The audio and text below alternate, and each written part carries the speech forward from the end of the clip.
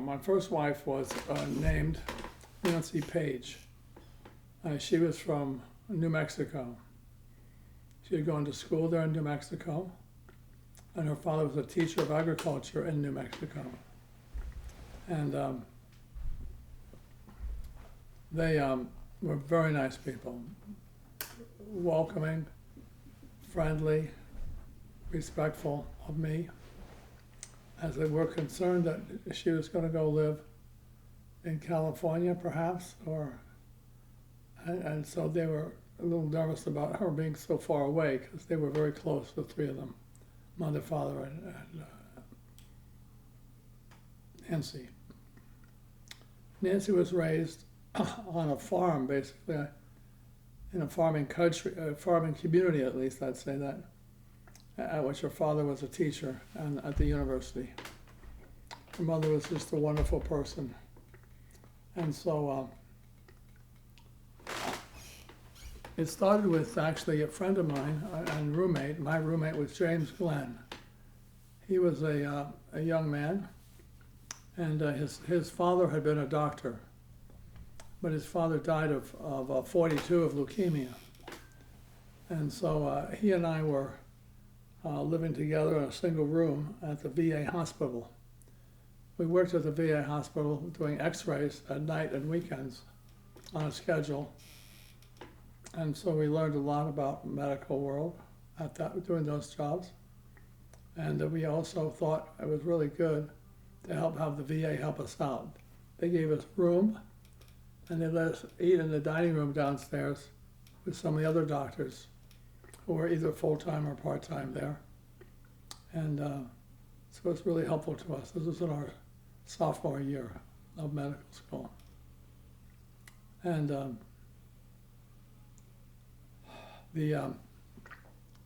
and when we worked nights and weekends, we did what they called portable chests. They call them portables.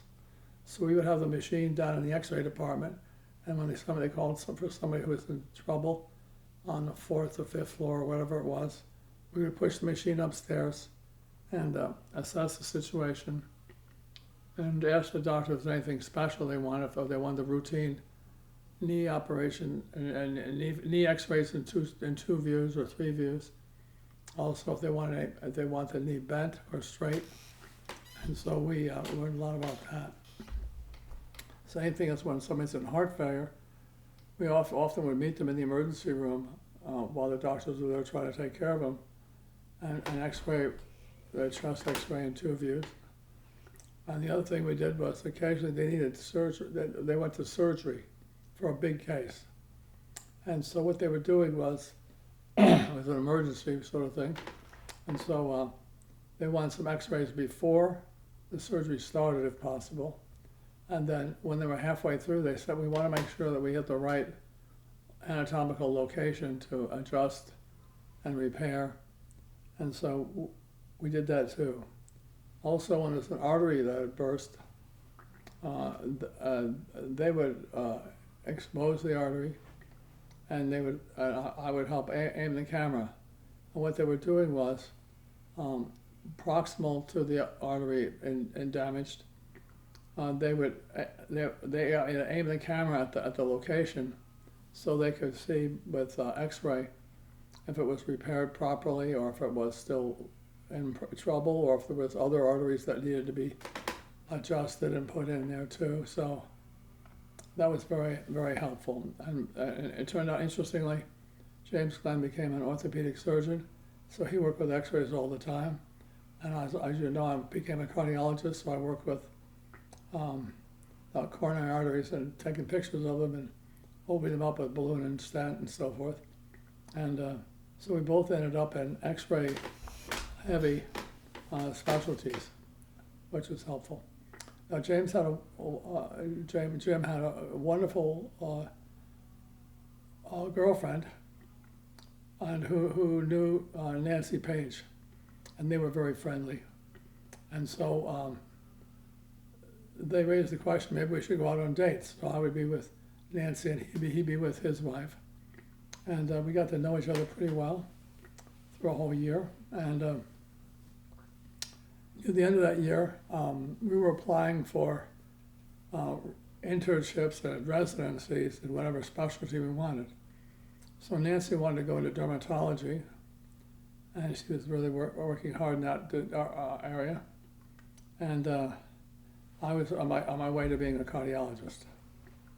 And so Nancy looked around for a residency, and she couldn't find just the right one. She wanted a really good residency, but she didn't have any admissions to any residency programs right then, which were overwhelmed with medical students who wanted to all be dermatologists that year or a year or two after. And so she applied to the University of Virginia, and she got a residency there. And so it's a residency that was going to help her move into the residency training program and become a dermatologist. And so, of course, we decided to get married in July. That was residencies end around end of June, and then they go to July to consider where they want to go. So if Nancy going to North Carolina, and we wanted to get married, we did actually. And her parents very kindly arranged for a wedding in their backyard with all the special food that they make out there. And then we got in a car and we drove all the way to West Virginia. Virginia. Anyway, went to Virginia, to the University of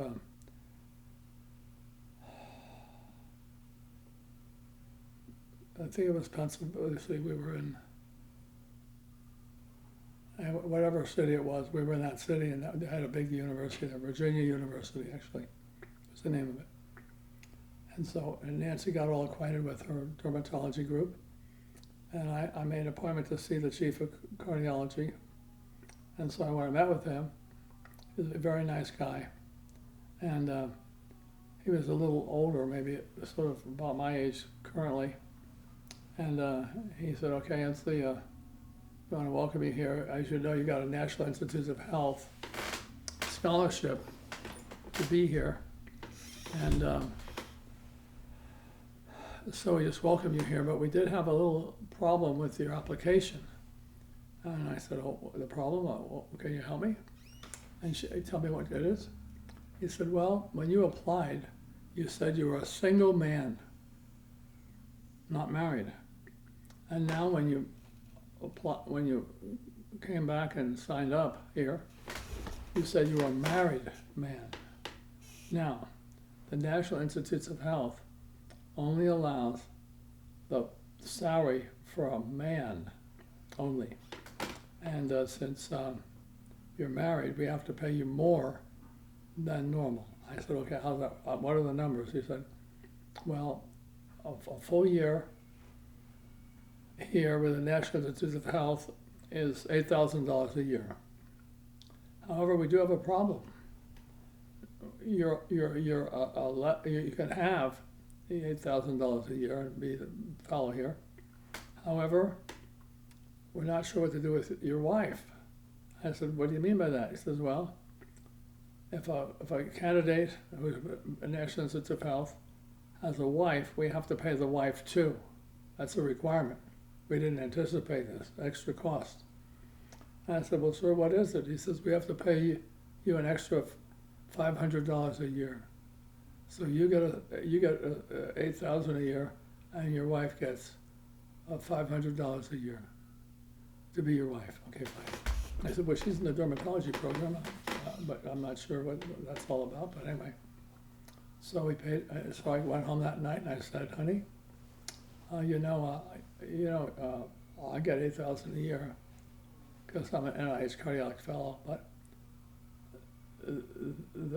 they tell me that the law requires wives to be paid less." And she said, "That's okay. How much less?" "You get $500 a year." He said, "Are you kidding me?" And I said, "No, that's what she wants. They want." But they gave me an out. They said, "Look, because we have to earn $500 more per year, we're going to assign you to read EKGs. Now, normally that's the first year person who does that, but because we have to raise another $500. We'd ask you to read EKGs for a while. Is that okay? Oh, sure, it's okay, fine, no problem. And so I started reading EKGs. I was there for about 2 or 3 weeks when I got a transfer to the cardiac cath lab, which is really what I wanted to be. And so I sort of said to the guys around me, any of you guys want to read some EKGs? And they all said, sure. They were starting out. They just wanted to have good training in EKGs. And so they took it right over. So I was there for about three or 4 weeks reading EKGs.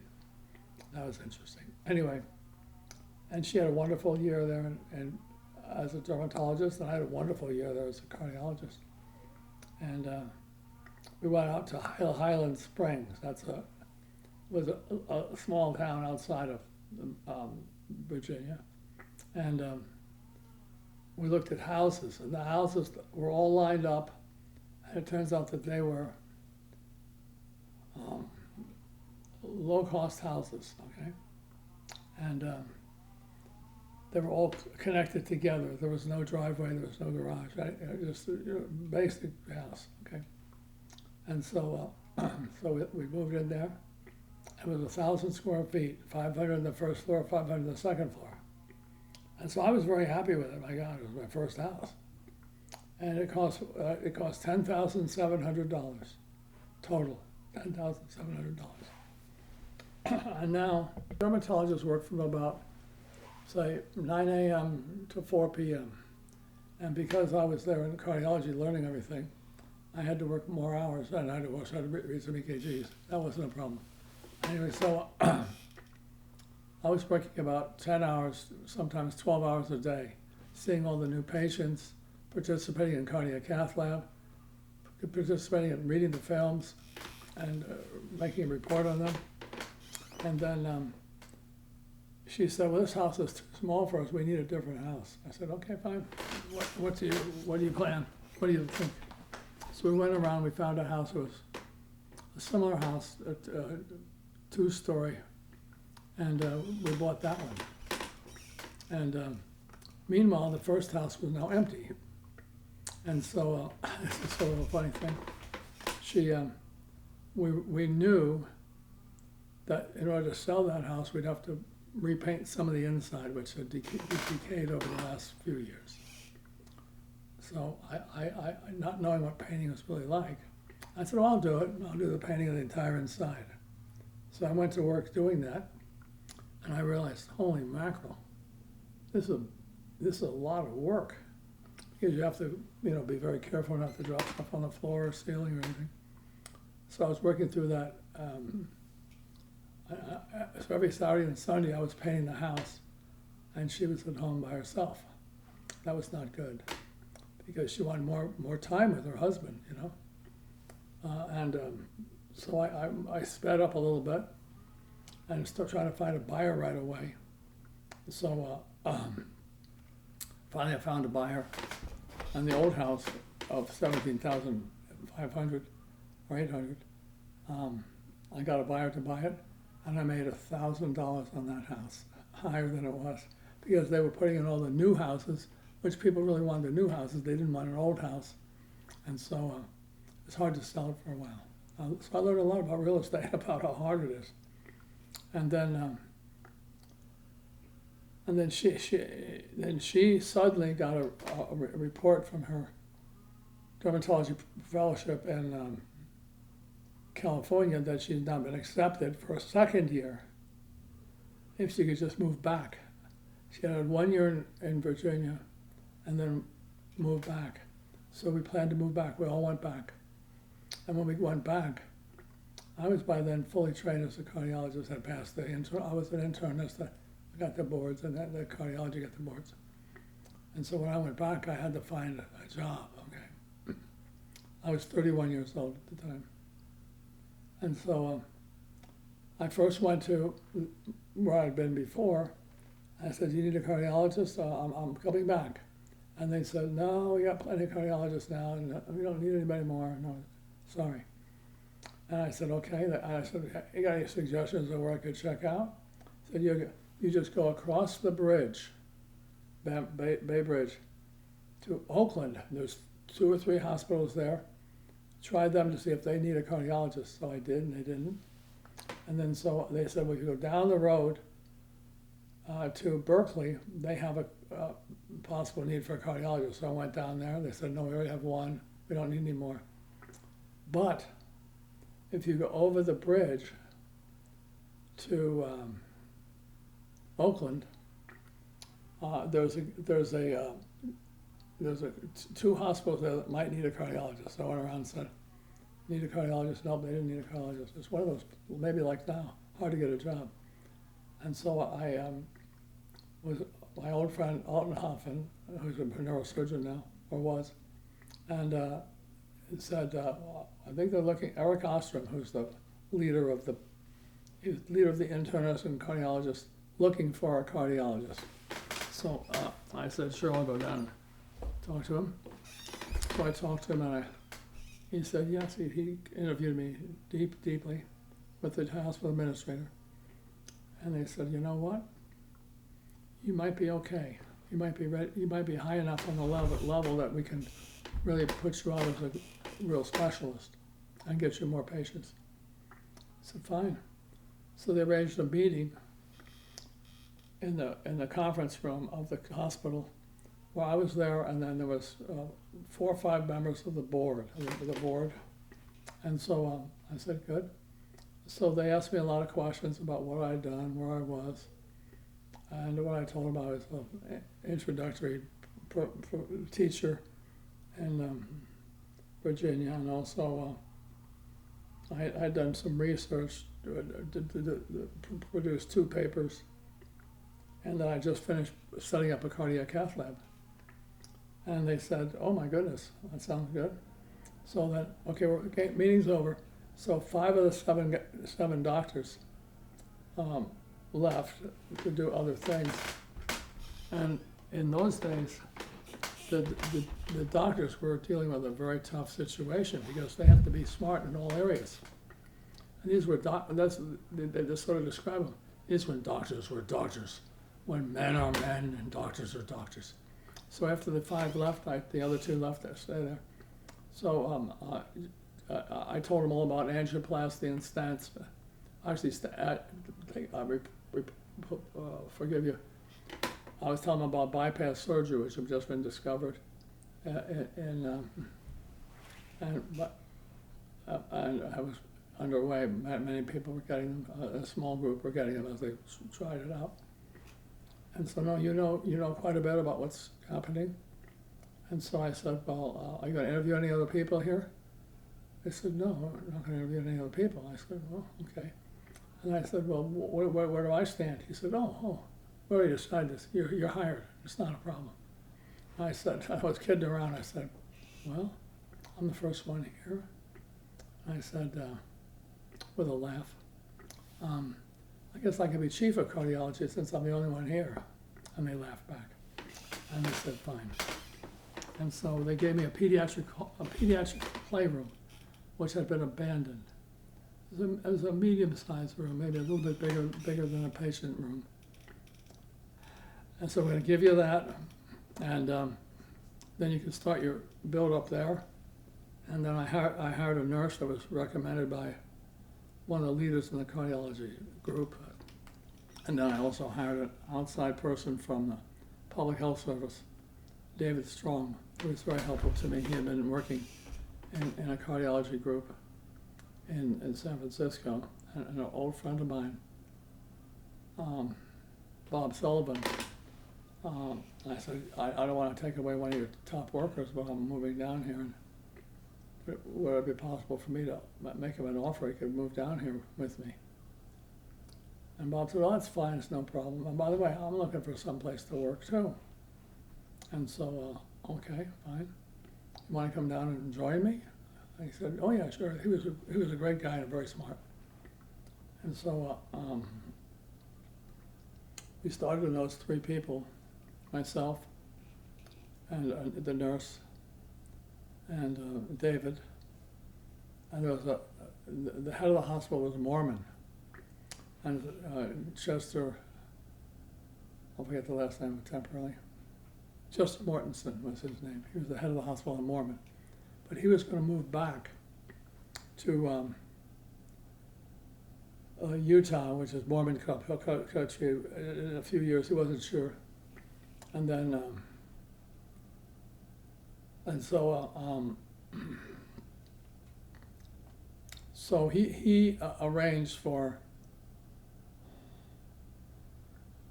He was a Mormon, and then several other people were Mormons. So he got me all hooked up with all the Mormons, which were very good. And then, so I moved in and sitting down there in my new arrangement. There was a pediatric playroom. There was dust on the floor. There was one pediatric small bed had been turned over and just laid in the dust.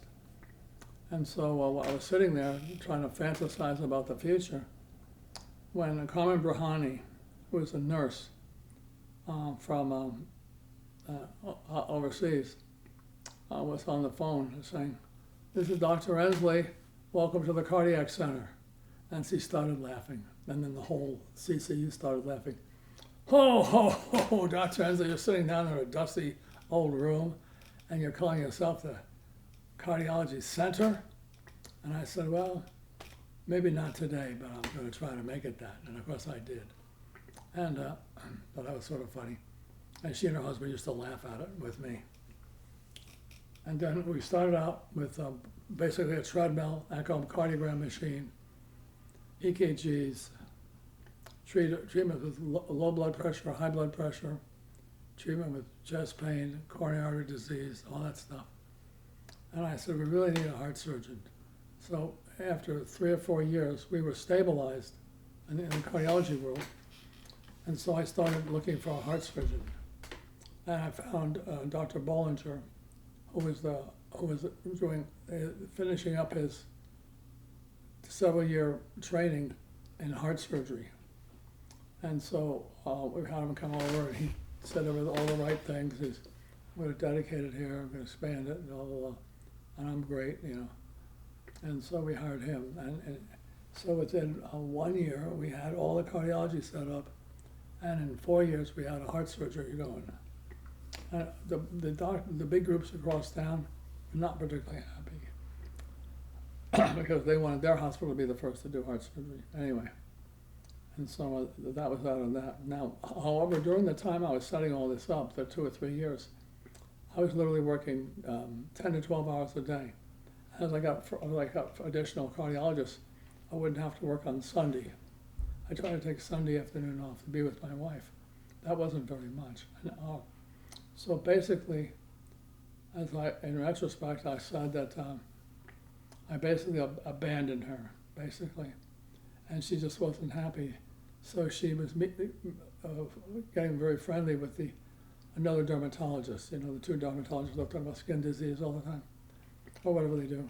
And so she wanted some trips with him, and it became clear they were having an affair.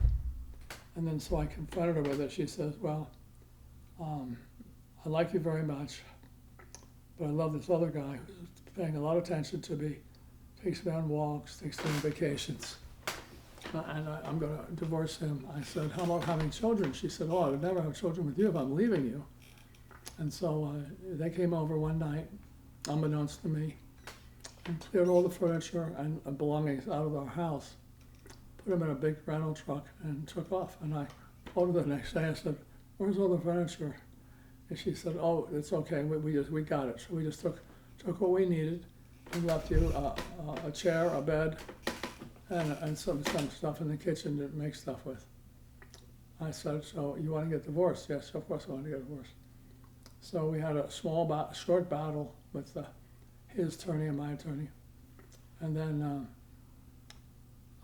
they said how much they wanted to buy my part of the marriage out. And we settled on $250,000. So I just started practice. I didn't have a lot of money. $250,000, which I borrowed from a bank and gave it to her. And so I was so broken up because it was the first time I had ever failed. I saw myself as failing in a marriage. And all my life up to then, if I really worked hard, played by the rules, did everything everybody told me to do, then I could overcome any criticism. But this time, I was criticizing myself. And so this was a very hard breakup for me. I went to a psychiatrist, okay. Swanky was his name. And he says, tell me what's happening. So I said, we got me and Nancy, and then he's got Nancy as wanting to get married. And I said, well, how do I overcome this grief thing? She said, what you have to do, it's going to be very hard for you. You have to treat her like a dead sister. I said, what do you mean a dead sister? Well, they're going to get married. They're not going to want to hear from you anymore. If you call them up, they're going to be sort of negative, as they should be.